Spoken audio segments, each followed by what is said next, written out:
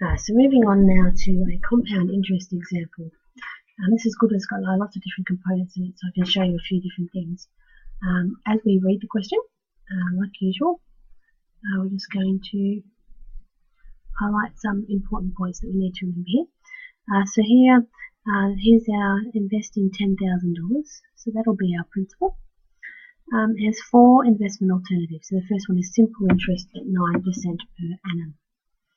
And there's all these other alternatives here, and we're looking for a time of 7 years. So to do part A, we need to use our simple interest rule. So I'll flip to the calculator. Here we are. Here's my numSolve. I'm in numSolve. So my principal is 10,000. The interest rate for this first one, the simple interest, is 9%. And my time is going to be for 7 years. When I find the interest, so I tick that, close that down. I see here that after 7 years, for part A, I'm going to earn $6,300 interest. Okay. Now for part B, we're going to compound interest at 8% per annum. So I need to change my formula now. I'm just going to clear this out. Now I'm typing my formula, which is A equals P 1 plus R over 100 to the power of n percentage. Make sure it looks as you expect it would for the compound interest formula, and that's indeed what I want. It'll pick up some values that I've got there. So away I go. 10,000 for the principal. My interest rate now is 8% per annum. This is going to be compounding yearly. And the number of time periods, so how many of the time periods, which are years, so in this case it's 7, and A is my final amount, so that is my principal plus my interest. But this question is just asking for the greatest returns. We need to compare just the interest components. So what I'm going to do is I'm going to take this A that it gives me and minus away my principal. That'll give me the interest that I'm interested in. So I solve here. It tells me that my final amount will be $17,138.24. So that means that my interest is going to be 10,000 less than this, 7138.24. So at the moment my compounding of 8% is worth more than my simple interest of 9. Now the next one is 7.5% per annum, but paid quarterly.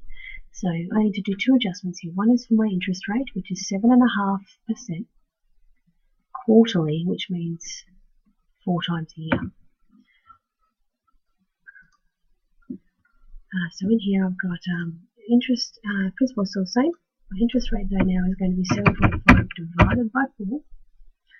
Now this M is how many time periods, so how many quarters are there in my 7 years? So that is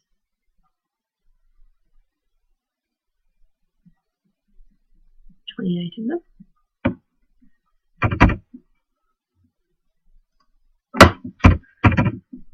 And then highlight the A, click solve. I see here that A is 1682.61. That means my interest is 10,000 less than that, 6822.61. And for part D, we've got 7% daily.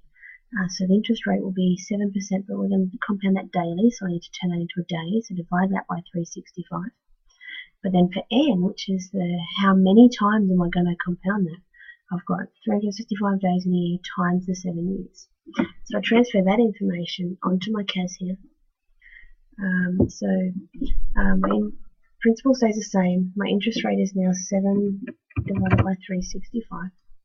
And this is 365 times 7. I still keep the ticket A, and I solve for that. And what I find here is that A